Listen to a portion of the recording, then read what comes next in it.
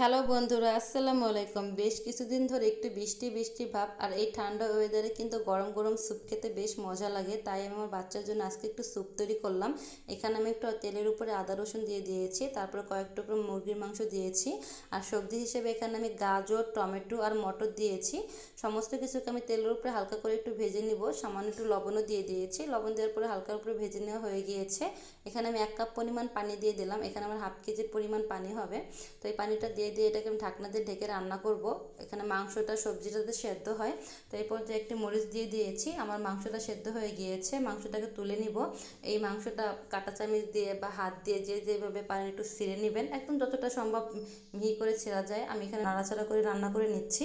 রান্না করার পর আর কিছু সময় রান্না হয়ে গিয়েছে, আমার স্যুপটা বলক তুলে গেছে। এখানে আমি একটি ডিম দিয়ে দিলাম, আর এখানে আমি চালের গুঁড়ো ব্যবহার করেছি। স্যুপটা দেখতে অনেক সুন্দর আর খেতে অনেক বেশি মজা।